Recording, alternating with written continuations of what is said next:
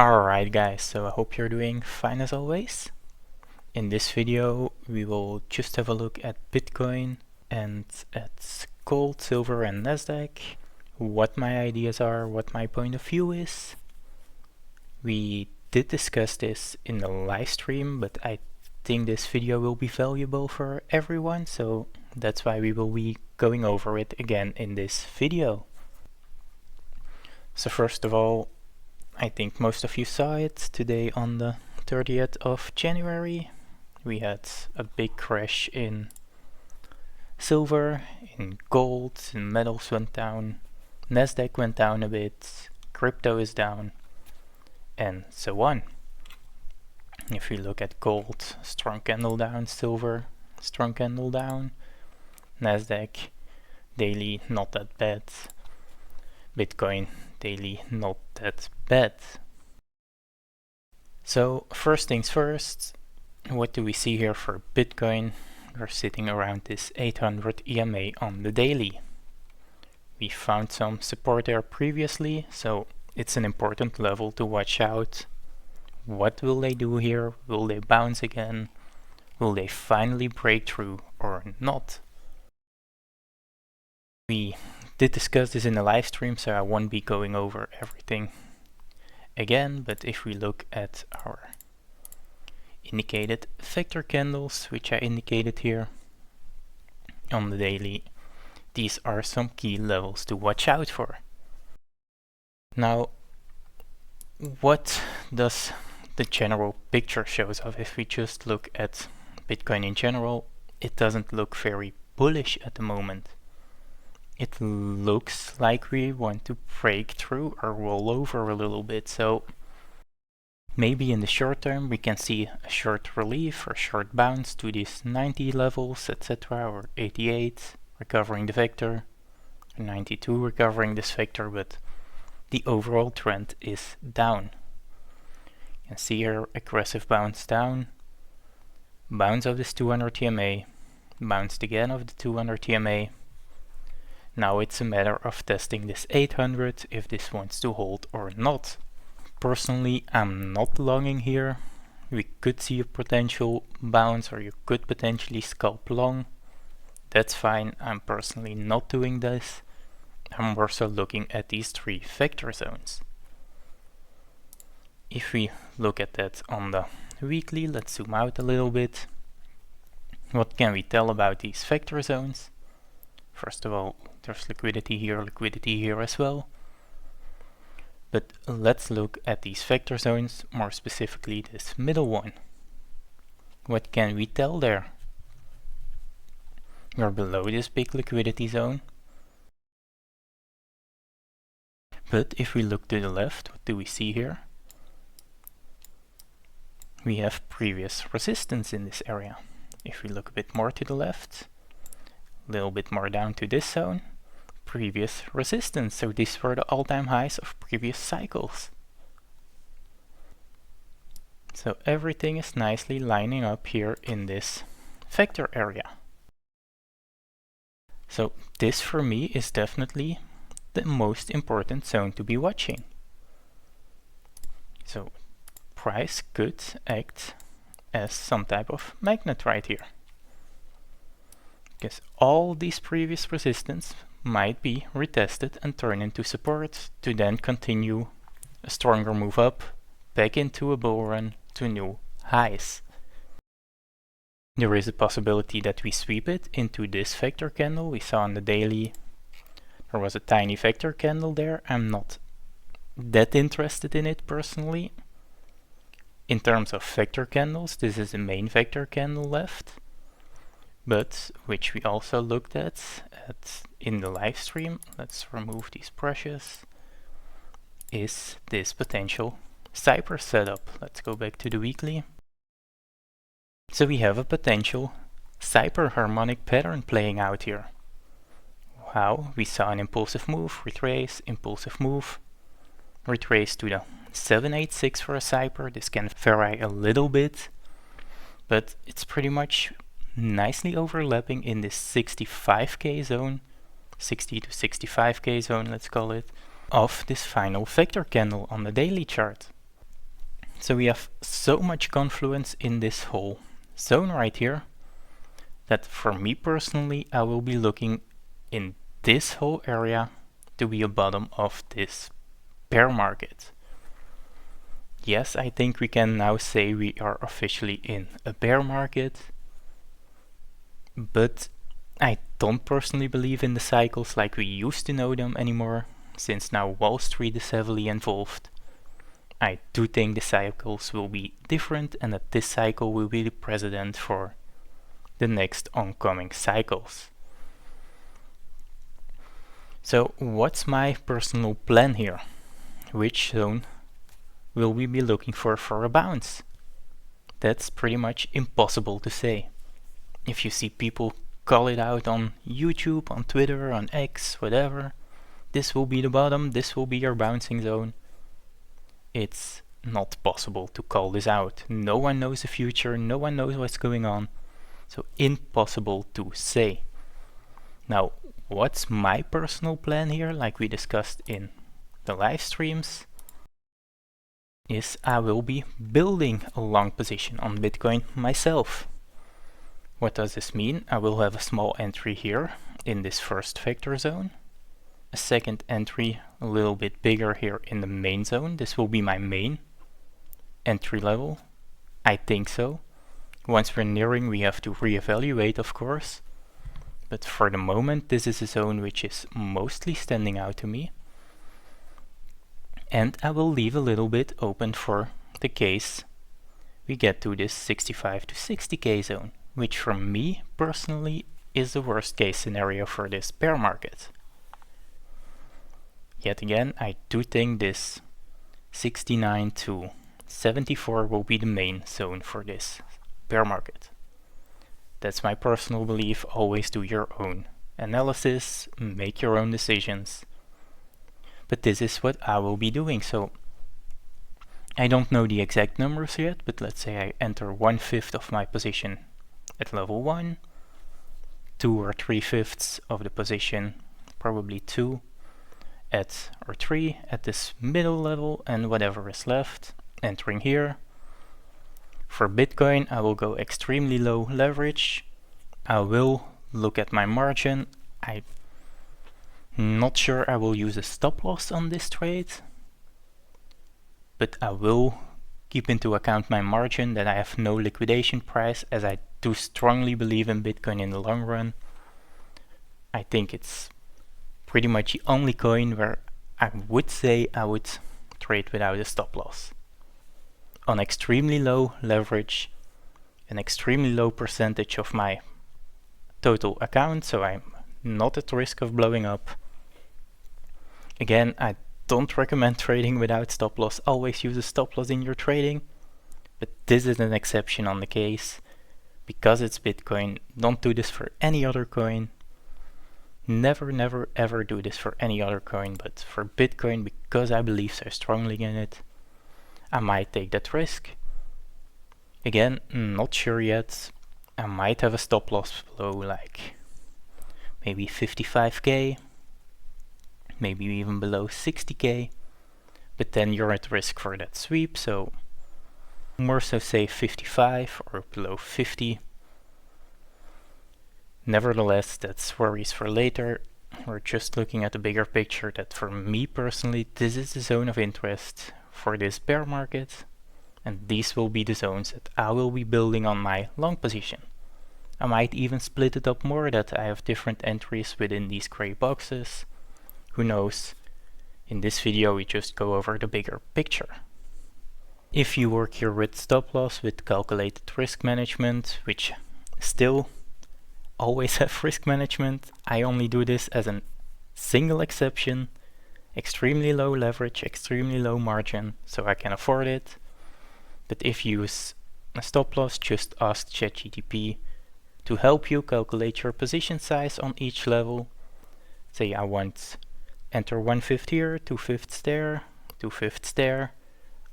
Tell it to ChatGPT, tell it the levels, say where your stop loss is, and ask it how much position size you need to open at each level to reach this risk. It's as simple as that. So that's pretty much the view on Bitcoin, if we then swap to Ethereum, I haven't done a deep analysis on this one yet. Only by the quick views of it, what's standing out here is this weekly vector candle at the 2000 range, which is also a nice round number. But this will be for the one of the next live streams, or maybe one of the next videos, that we will have a deeper look in Ethereum, Solana, XRP, etc. In this video I said we would be looking at Bitcoin, silver, gold and Nasdaq. So let's have a look at gold. I'm using the futures on gold as I only trade it on futures personally. So what do we see on gold? On the daily time frame you can see this huge red candle. This has nothing to do with physical gold. This is purely shaking out the future positions as it's strongly over leveraged. There's too many leveraged positions in these metals, so they're shaking them out. What is the first thing we notice here? That they are sitting on this unrecovered vector candle, unrecovered fair value gap you could say as well. On the daily time frame we're nearing the 50 EMA, so that's already a zone to watch for a potential bounce. Because I do believe gold will eventually bounce back up, maybe back to all-time highs, who knows. It was just too overextended, too many people in longs, they're shaking them out. Maybe we wick through to the 50 EMA. We'll probably have to see on Monday how the new week will open. As for now, heading into the weekend, these futures will be closed. So we just will have to watch out for what gold will do, how it's gonna open. But you can see we're pretty much middle tapped this vector candle perfectly and already have a nice wick from it. This might turn into a dead cat bounce and go lower, because we see we have a small gap right here on gold. And an even smaller gap right there, which I'm not too worried about, honestly. Maybe we wick through to this gap, wouldn't be that surprising to see. But on the 4 hour, this is also a vector candle above this smaller gap, so worst case scenario for me, at least for now, will be a sweep to 4,400-ish zone. Same scenario for gold, which I'm already doing right now, is I'm starting to build a long position on gold as well. So I'm building right here. I bought some right there. I bought some at 900s, I think. I bought some at probably the 750s, I think I bought some. I will be adding in a bit more. I have only very low margin in it. I have a lot more on the side to add in gold, as this is also a planned build. Nevertheless, I do believe gold will continue its move up. I do just think this is shakeout. There's no reason for gold to stop moving up. We still have so much geopolitical tension. We still have so much uncertainty in the market. Banks are still buying gold. So physical gold had really nothing to do with this. It was purely for shaking out the futures. So I really do believe we will continue to move up eventually over the coming weeks, months, etc. As long as we have all these geopolitical tensions, gold will always be the safe haven. Like it or not, that's just how it is. So personally I expect to move up again. But again, do your own research, it's up to you. We can potentially have a quick look at an FIB extension here from, let's say, this exponential move. What do we see right here? We see we pretty much tapped a 1618 extension and from there rejected quite strongly into this vector candle. So we have to see how we open on Monday, how this will react right there. If we look at the local retrace from this move, we can also see this is sitting right between the 0.5 and the 618, so maybe a wick in the golden pocket onto the 50 EMA. who knows, but I think it's fair to assume everything is clustered in this range of, let's call it 4,500 to where we at now, 4,800, in this $300 range. I think it's a pretty similar scenario on silver. If we look at silver today, it's minus 31%, which is crazy, absolutely crazy, but nevertheless, it is what it is. On the weekly, we can see silver really bumped like crazy. What is this? From this low, let's say 314% since April last year. So in less than a year time, we went up more than 300% on silver. So I think a retrace is due. Now maybe you have seen this gray box that I had on my chart. This was drawn in today's live stream when price wasn't in there yet. So we were sitting above it. We threw this gray box as a vector zone. We were expecting prices to head back into these vectors, which we can see they pretty much did. They swept it a tiny bit, but from there we saw a strong reaction. We check on the lower time frames. Where do the vectors stop is exactly into this vector zone.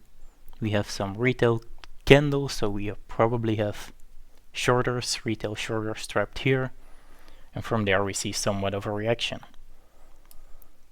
Similar to gold, we will now have to see how this opens on Monday, if they hold this zone or if they can break through in some form of dead cat bounce again. Strong move down, rounding out, strong move down again. All possible scenarios. Silver is a bit more tricky in my opinion. Nevertheless, I do think this is a good buying opportunity, at least for me personally. For the long run, I do still believe silver, same as gold, will continue its move up to new highs. Again, do your own research, follow your own analysis.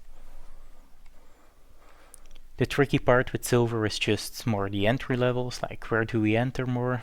We have a small, very small gap right here, but we can pretty much disregard that. Do we have any more vector candles? A very tiny one right there, but they're really not that significant. This was the main vector zone. Also, after a 30% drop, same here. Physical silver had nothing to do with it. This was just liquidating of futures trades. I saw huge long positions getting liquidated here on silver today.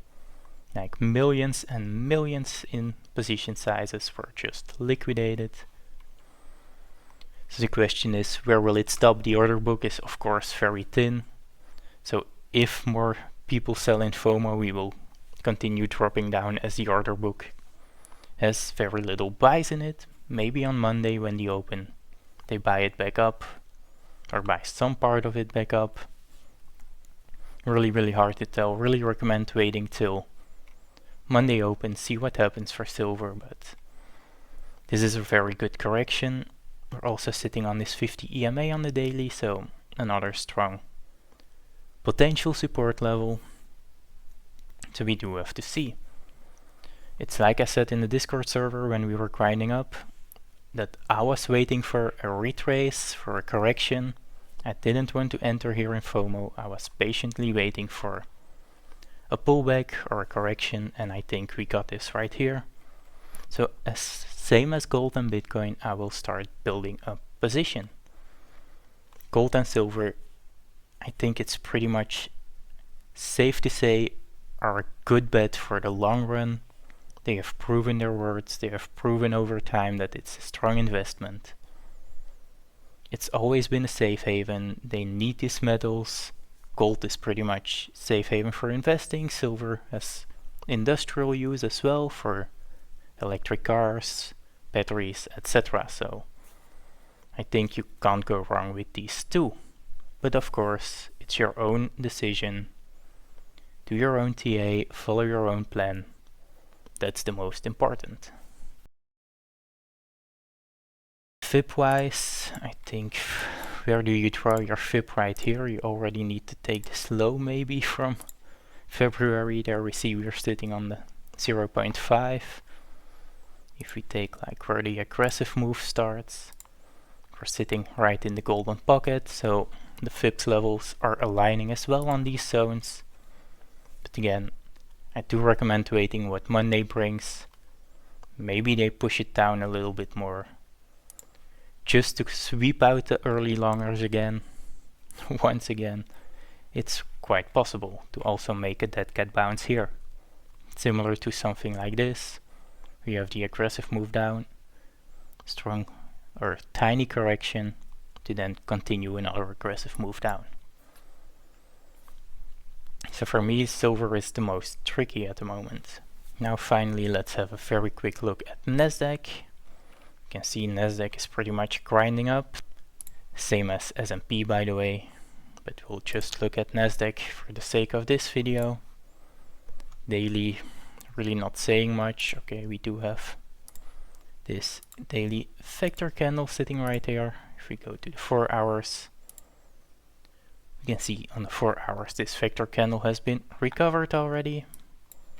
So not that much. We do have a vector candle right there. Let's zoom out again and make it a little bit bigger. This liquidity zones, liquidity zones, liquidity zones. Let's check the hourly. On the hourly we do have some big vector candles sitting right there. This is mainly what I'm looking at. I also showed this in a live stream, is this 2300 zone-ish is the main zone I'm looking for Nasdaq. I think on the bigger, or on the hourly time frame, 4 hourly time frame, etc., we are a little bit bearish on Nasdaq. So I do think we can still make the move down to then potentially continue a move up. Of course, there are still a bunch of vector candles to the downside on Nasdaq as well, so nevertheless, I don't think a lot of you guys trade it in the long term. I think most of you scalp and close your trades within a day. So for me personally, I also do scalp Nasdaq only. I don't have any positions overnight, so the bigger time frame analysis does not matter that much. But just for scalping, my general overview is bearish, so for the smaller time frames, I will probably be more so incentivized to look for short positions instead of longs. Nevertheless, if I see a good break for 10, 20, 30 points to the upside, I do scalp that as well.